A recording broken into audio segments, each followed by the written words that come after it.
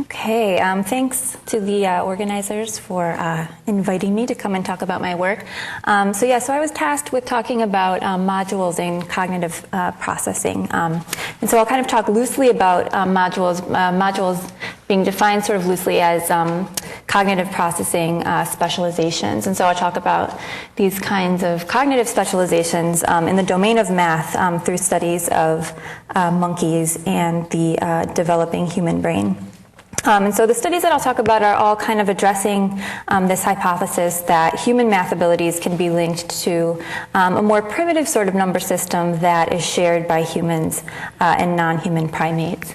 And one reason that number is an interesting topic in comparative cognition is because number is a domain where the representations are abstracted away from sensory inputs and motor outputs. So while an animal might learn to recognize lots of objects and events categorically based on a particular set of sensory features, there's no particular sensory feature that points to categories for number. So, for example, 5 is one interpretation of this image here.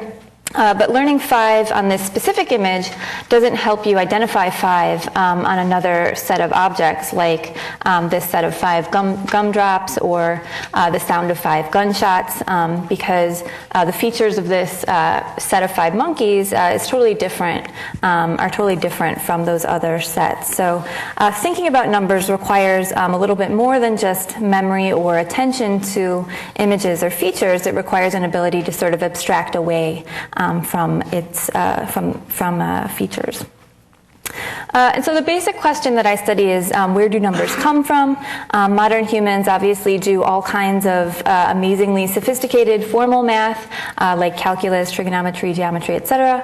And one sort of obvious, very basic skill that has set the stage for those modern mathematical tools is the ability to use symbols like words and numerals in order to represent numerical values. So once you have discrete symbols for numbers, you can manipulate quantities in abstract ways and do lots of different kinds of complex calculations over them. But going back a little further, we can ask what kinds of things set the stage for the representation of numerical symbols. So we know that as far back as 30,000 years ago, written numbers began with these different kinds of tally sticks.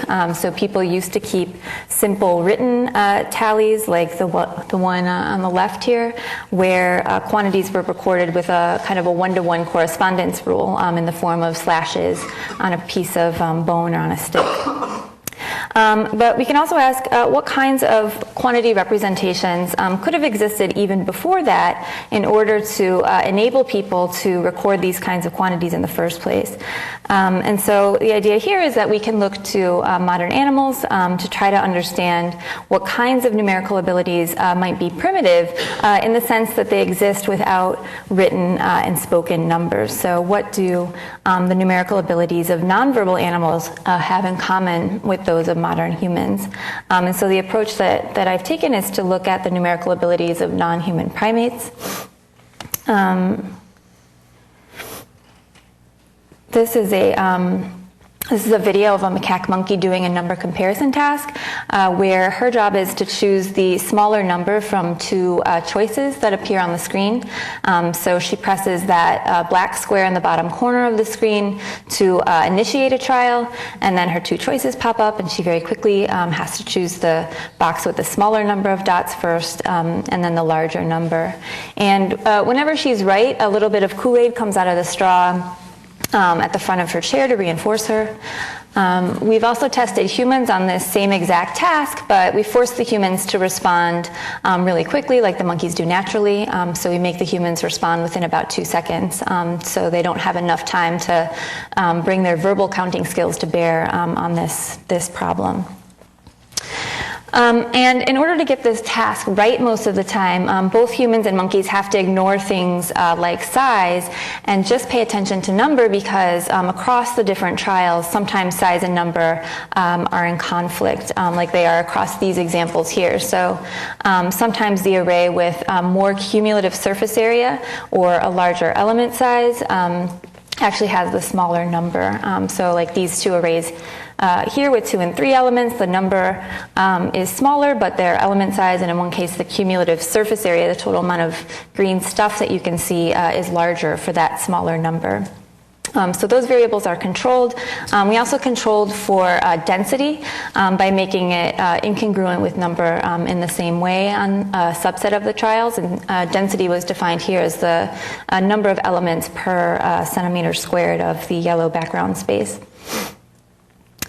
And what we find is that when tested on this same numerical task with the same stimuli, monkeys and humans perform really similarly. So they show a qualitatively similar pattern of performance, which is that accuracy decreases as a function of the ratio between the numerical values that they compared on any given trial. And so that's what's shown here is accuracy by ratio.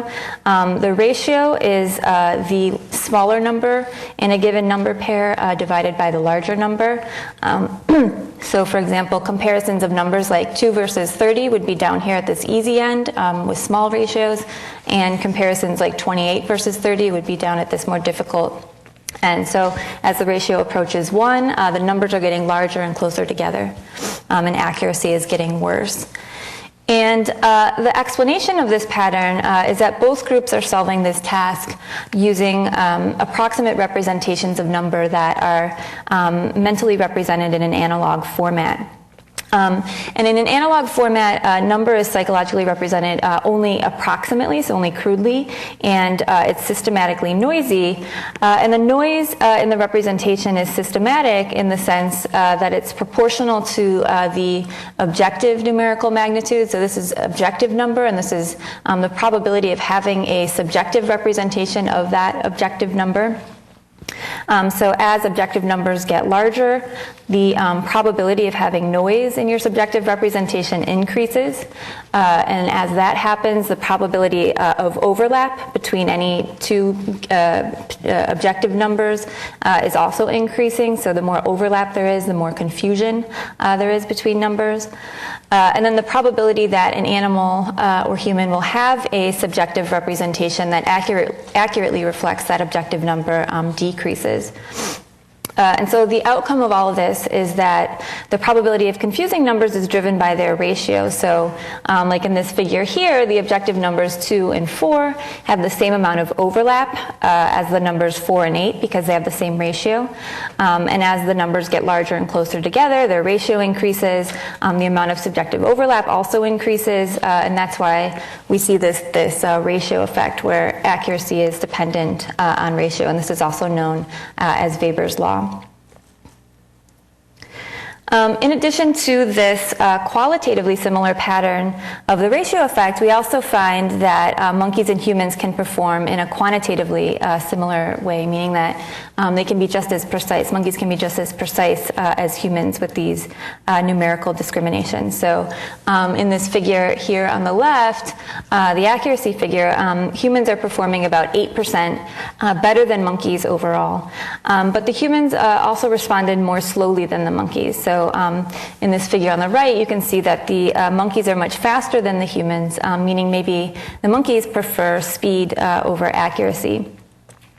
And so when we look only at our fast responding humans and we equate the response times between the human group and the monkey group, we see that the overall difference in their accuracy is almost totally gone. So the very fast humans look just like the monkeys. They're just as precise as the monkeys. And so the bigger picture point is that even though adult humans have ways to represent numbers very precisely using verbal counting, they still have this approximate number system that works basically the same way that it does in monkeys. So this shows that a non-human mind is equally capable of numerical representation. But one thing about this study is that these monkeys were trained to discriminate numbers over many, many trials. And so one further question is whether monkeys represent number spontaneously without being instructed or trained. So when you're looking at a bushel of food in the wild, there are a few things that you can use to be able to think about quantity. One sort of big one that I kind of mentioned is the cumulative surface area of the set. And so that's just the total amount of stuff that you can see. So if you just kind of draw a circle around each of these sets, like it's done here, you can rank order the quantity of food items according to how much space they take up, from large to small. But in doing that, you're not using number. In that case, you're using the surface area or volume. Or instead, you could use number to estimate the number of berries in each set, and you could rank order the quantity of food by approximately how many berries that each bushel has. So in this kind of scenario, both number and area would lead to the same answer. And so in this study where we're asking whether or not number is spontaneous, we also wanted to know which of these quantitative dimensions do the animals use spontaneously. So are they spontaneously more likely to use area or number in order to judge quantities for these sets of items? So in this study, I looked at number judgments in preschool children. So we're looking at 3-year-olds and non-human primates, macaque monkeys again, in a task where there was no requirement for them to represent number. So we gave the kids and monkeys this matching task where they were shown a sample stimulus, and then they were given 2 choice stimuli, and their job was to pick the one that matched that sample stimulus. In the experiment on most of the trials, so on the standard trials, number was confounded with cumulative surface area. So for example, subjects would see a sample stimulus with 1 big square, and their choices would be 1 big square, so same number, same surface area, or 4 tiny squares, so different number, different surface area. So that's the majority of the trials that they're given. And they could obviously solve this using either number or area. And then occasionally we would sneak in some probe trials. And on probe trials, these surface area number were pitted against each other. So for example, subjects would see a sample stimulus with 1 big square, and they could choose the numerical match of 1 small square, so same number, different area, or the area match of 4 sort of medium-ish squares, so same area, different number. And on these probe trials, the subjects get rewarded no matter what they choose because there's essentially no incorrect answer. And what we found is that children and monkeys' preferences for choosing the numerical match over the cumulative surface area match depended on the numerical ratio. So this figure on the left here is showing subjects' performance on the standard trials. So that again is where number and area were confounded. But the really interesting data are these probe trial data where the 2 dimensions were pitted against each other. So in this figure here, 100% means they're always choosing the number match when the dimensions are pitted against each other, and 0% means they're always choosing the area match when they're pitted against each other. And then on the x-axis here is the numerical ratio between the stimuli. And what you can see is that children and monkeys chose the number match a lot at these very easy ratios, and as number got more difficult to discriminate, they kind of drifted towards choosing the area match. You'll also notice that there are 2 kinds of monkey on this figure. So we tested 1 monkey who was a number naive monkey, a monkey who had never done a numerical task before in the lab, and we found that her performance was essentially the same as the number experienced monkeys. We also found that overall, all 3 groups, so the number naive, the number experienced, and the children, were more likely to choose the number match over the area match. And so what that suggests is that there might be a bias to represent number, even when it's not necessary to use it in order to solve a quantity problem. And so more generally, this shows that primates have the same number bias as kids who are learning to count. So you learn to count between the ages of 3 and 4 and sometimes older. And the fact that monkeys have the same bias as 3 and 4-year-old kids suggests that learning to count isn't what draws your attention to number, but instead you're already predisposed to pay attention to numbers, at least compared to surface area, without counting. Recently, we've been attempting to replicate this study with a large group of untrained baboons. And here, instead of using arrays of dots as stimuli, we're using food items. This is just a video, so you can just see the behavior of the animal.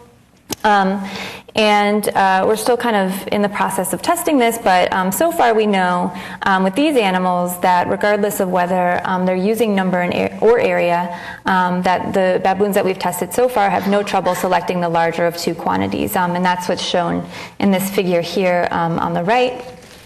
So this is the percentage of trials where this naive baboon chose the greater amount of food. And you can see that for the first 10 trials for each of these data points, she's significantly above chance on this task.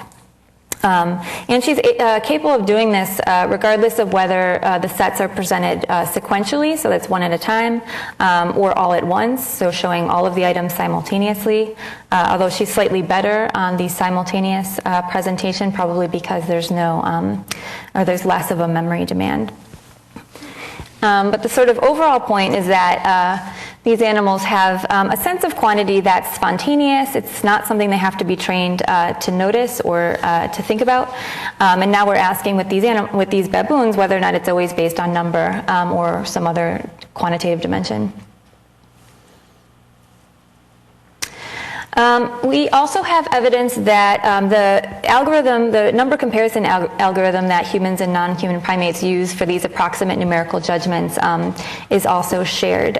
So in this study here, we gave monkeys a number comparison task where their job was to choose the smaller number from two arrays when the background color of the screen was red. But when the background color of the screen is blue, they're supposed to choose the larger number first. And you can see here a monkey doing this task in a second.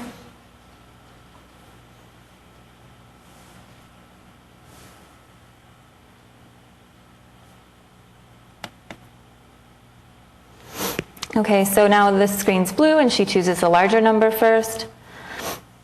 She presses that square in the corner to initiate a trial to say that she's ready.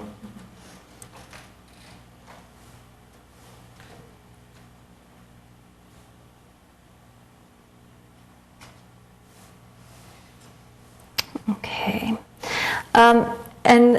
What we were looking for from this task is this effect called the semantic congruity effect. And the semantic congruity effect is an effect that you see in response times, and you see it in adult humans' response times pretty much whenever you ask them to compare things along a single dimension. And the basic finding is that the similarity between the direction of the comparison, whether it's choose larger or choose smaller, and the size of the things that you're comparing, whether it's large things or small things, affects how fast you can make a decision. And this here is an example of a semantic congruity effect from adult humans during a task where they had to compare animal sizes. So here the stimuli that were presented were written words in pairs, and right before each trial, subjects would be given some instruction like choose the larger or choose the smaller. And so in this experiment, small animals were things like ant versus rat, and large animals were things like horse versus cow. What's shown here on the y-axis is response time, and on the x-axis, the animal pairs are ranked according to size. So ant and rat are down at the small end, and horse and cow are at the large end. What this shows is that people are much faster to choose the smaller of two small animals, like ant versus rat, than they are to choose the larger of that same exact pair. But then down at the other end of the continuum, people are faster to choose the larger of two large animals, like horse versus cow, than they are to choose the smaller of that same exact pair. Like I said, this effect has been shown many times for humans for lots of different dimensions. So it's been shown for judging brightness, the distance between two cities, even really abstract things like how intelligent or how ferocious do you think this animal is. And it's also been shown for Arabic numeral comparisons in humans. So when people have to judge the larger or smaller of two Arabic numerals. And what we found is that you also see this effect in monkeys' response times when they compare the approximate numbers in this task. So the two monkeys that we tested in this study, Feinstein and Mikulski, both showed a semantic congruity effect on their response time. So they were faster to choose the smaller of two small numbers, like 1 versus 2, than to choose the larger of that pair. And then down at the other end of the continuum, they flip, and now they're faster to choose the larger than the smaller. And so we've argued from this that monkeys use the same kind of mental comparison process that humans use for judging size. And this is kind of interesting because it seems like the mental comparison process that monkeys are using in this task, like I mentioned, is used very generally by humans for lots of different dimensions. And so we've argued that this semantic congruity effect might be the mark of a sort of universal general purpose, but still primitive, mental comparison process for deciding more versus less. The third numerical ability that I've studied is basic arithmetic. So we've looked at how monkeys add and subtract these approximate numerical values. So in a nonverbal version of arithmetic, we basically present animals with two sets of dots like this, and the animal has to add them up and then choose the sum. And the reason that arithmetic is slightly more interesting than just comparing numbers is because it requires you to combine numbers in your head to make a new number that you haven't seen before.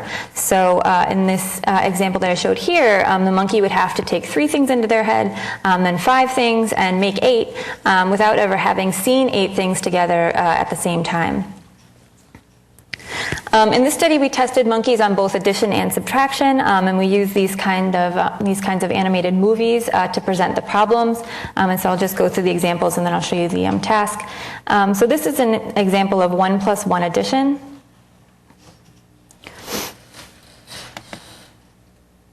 So there's one element on the screen, an occluder comes down, and then another element joins it. This is an example of 2 plus 2 addition. We have 2 elements, and then 2 more join it. These are smooth in real life. This is subtraction, so this is 4 minus 2. This is subtraction of 14 minus 6. So the monkeys would see one of these movies, and then the 2 choice arrays pop up, and their job is to choose the arithmetic outcome. This is an example of a monkey doing this task. So she's got her mouth on her juice straw because she's ready to earn lots of rewards. So that's 6 minus 4. So the problem that she's doing pops up on the screen.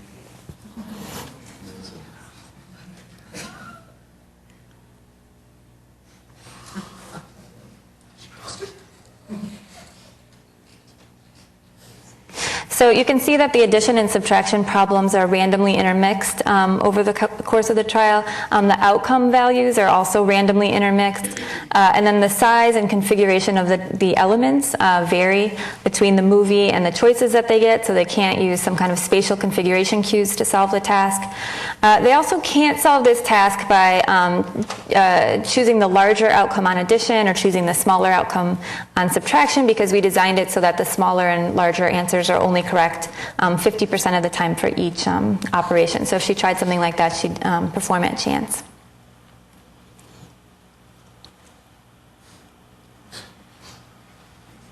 So she's drinking her juice.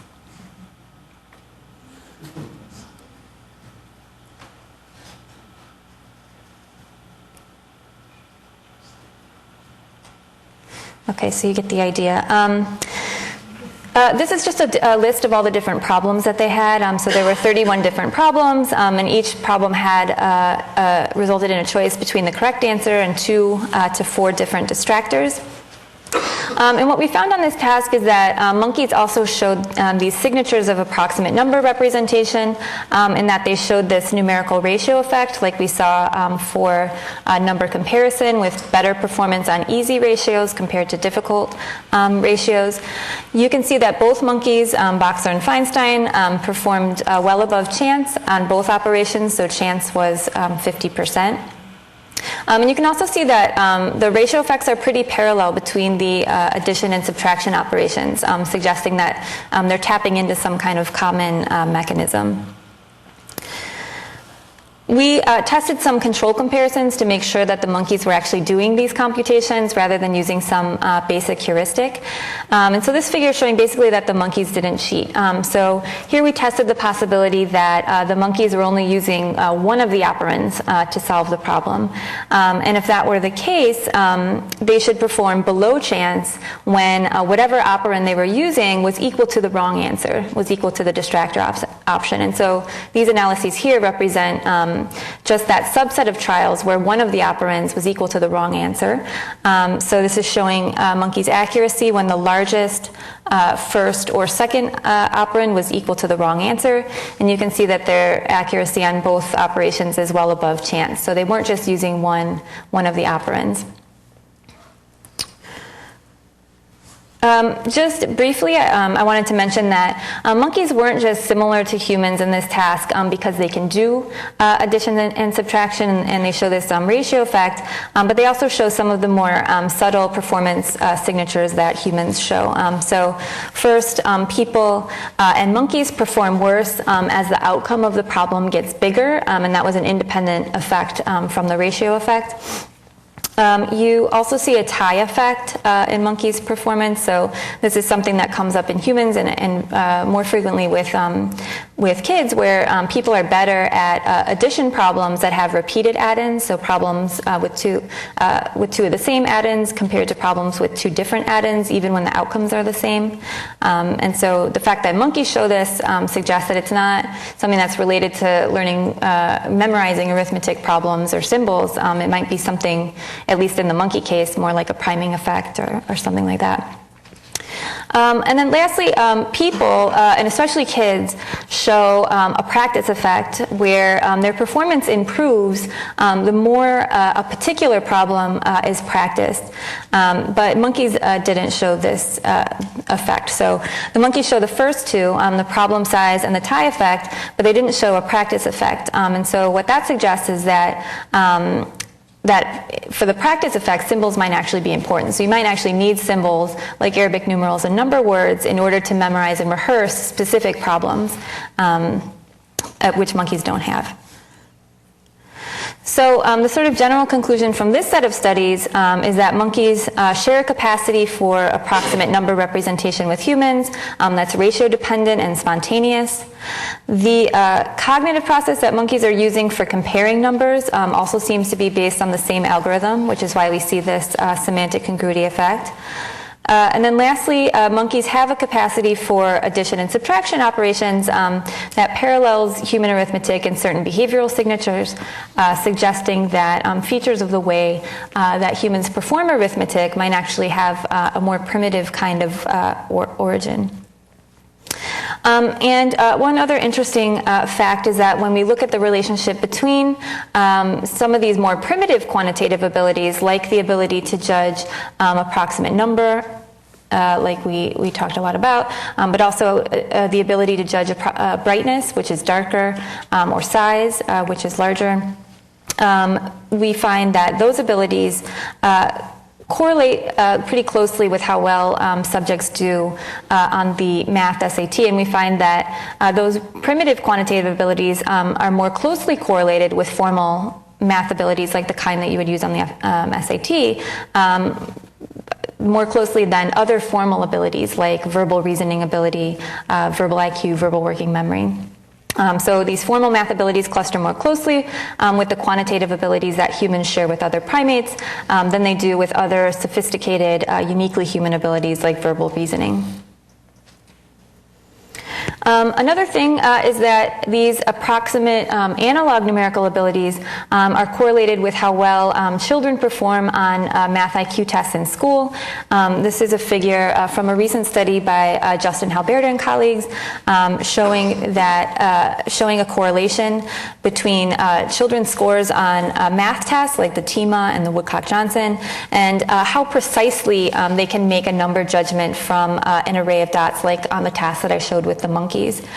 So this measure of approximate numerical ability on the x-axis here is the Weber fraction. So a larger Weber fraction means you're less sensitive to differences in number.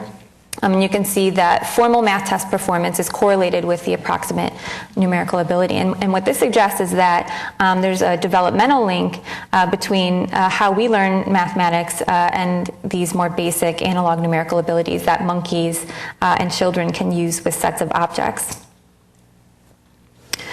So these more basic numerical abilities seem to be related to higher math abilities in humans, and they potentially come from a source that's homologous with non-human primates.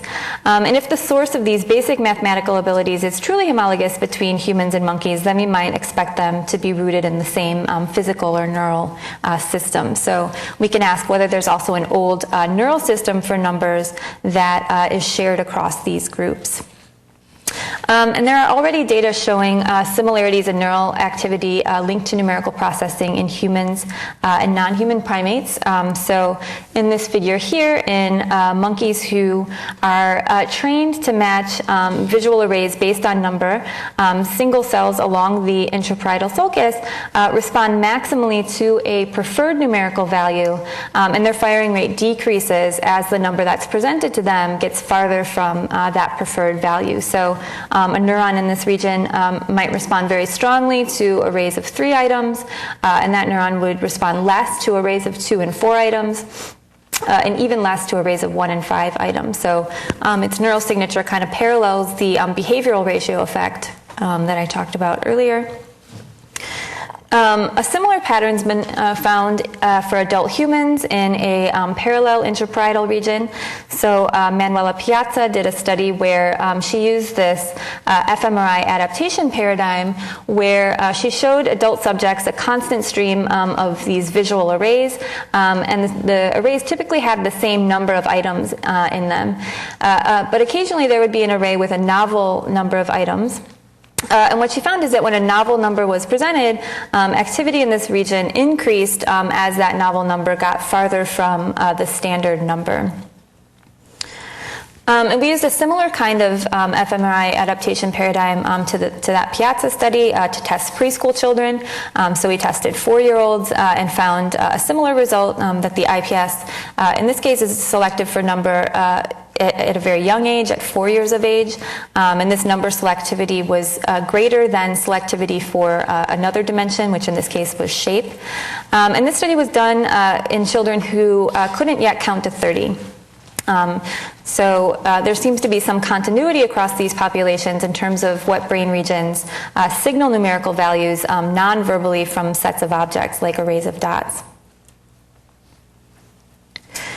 And that evidence of continuity in basic numerical processing across monkeys, children, and adults led us to wonder whether that intraparietal region might serve as the basis for symbolic numerical processing, so formal numerical processing over human development. So the question is whether those regions that respond to these approximate numbers from arrays of dots are connected to sort of real symbolic kinds of math in the brain. And so more recently, we've been looking at how those same parietal regions respond to symbolic numerical stimuli like Arabic numerals and words in young children. What does he have? Okay.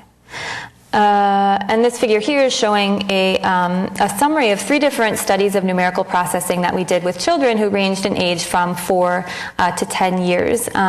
So the tasks that we gave the children in these studies were very different. One was a passive viewing task, so that's the study that I just described, where they're just watching a stream of element arrays. One was a matching task, where they have to say whether 2 stimuli match or not, and one was an ordinal task, so that's comparing more versus less for number. And the main thing that these different tasks had in common was number stimuli. And so these are the different tasks here. So as I mentioned in that first task, subject's job is to just fixate and watch these element arrays that sometimes change in number and sometimes they change in shape. The second task was a matching task where children explicitly determined whether or not they thought 2 stimuli matched, and we tested them with faces, numbers, shapes, and words. And then the third task was an ordinal task. So in this task, subjects were sometimes shown arrays of dots, other times they were shown numerals, and they always had to choose the larger number. For this task, what's shown here in this results slide is the conjunction of activity between the Arabic numerals related activity and the between the Arabic numerals judgments and the arrays of dots judgment. And this is shown for children and adults. In the other two tasks, the results slide is showing just regions that show greater activity for the numerical conditions compared to the non-numerical conditions. And what we consistently found across these very different tasks was that parts of the intraparietal sulcus were more active during the numerical processing conditions compared to the other stimuli, and that was true regardless of whether the control condition included faces, shapes, words, etc. So here we're seeing that this IPS region is not just involved in processing number from arrays of dots, but it's also involved in symbolic numerical processing in young children. And the argument is that this isn't just a sort of generic task-related effect because these tasks were very different and they have little in common besides numbers, but also it doesn't seem to be an effect of effort or difficulty, because you still get the effect when accuracy is equated between the numerical condition and the control conditions. So this figure here is showing the matching task, which was the middle task in the previous slide. And this is just showing that children's accuracy on the numerical task was not different from accuracy on the face, shape, or words matching task. So these tasks aren't actually different in terms of difficulty, at least judging from accuracy. And the second reason that we don't think this is a more general task-related effect is because this is what a general task difficulty effect looks like here in yellow. So the yellow region is showing regions where activity, bold activity, neural activity, was correlated with children's response times across the whole session. So it's showing that for each individual subject and then sort of averaged across the group. So the response time is just how long did it take them to press the button on each trial across the session, which is an index of how difficult each trial was. So that's what's shown in yellow, and then the blue is the number-related activity. And what you can see is that there's very little overlap between the blue number-related regions and the yellow response time-related regions in intraparietal cortex. So we don't think that this IPS number-related activation is broadly related to effort or difficulty or motor preparation or some other kind of effort-related task artifact. We think it's actually related to processing the numerical values. And then the sort of final piece of evidence that these neural responses are specifically related to numerical processing is that they're correlated with what children know about mathematics in school. So these are, again, looking at the fMRI, the bold responses from the matching task. And this is showing that the number-related bold responses in the IPS correlate with how children score on a math IQ test that we gave them outside of the scanner. So the strength of the number response in this region, which is shown in the green lines, correlates with how well kids perform on a math IQ test, but the IPS responses to faces, shapes, or words don't correlate with children's math test scores, so those are shown in the black lines. So this again points to the conclusion that these number-related effects aren't generically related to the task, and instead it seems that these IPS responses are related to processing the values of numbers. And the idea is that this is because this brain region is derived from some kind of primitive system for processing analog quantities, which is indicated by the behavioral and neural data from non-human primates. So just to summarize, taken together, we see that there's continuity between the numerical abilities of non-human primates and humans, both in terms of the types of numerical operations that they're able to perform and the types of cognitive signatures that show up in their behavior. There's also continuity in the neural mechanisms that underlie these numerical abilities in humans and non-human animals, and evidence that this continuity transfers to cultural forms of numerical processing that emerge in early childhood. So the human ability to reason about numbers appears to be a kind of functional specialization that shows the cognitive and neural signatures of a more primitive kind of quantity system.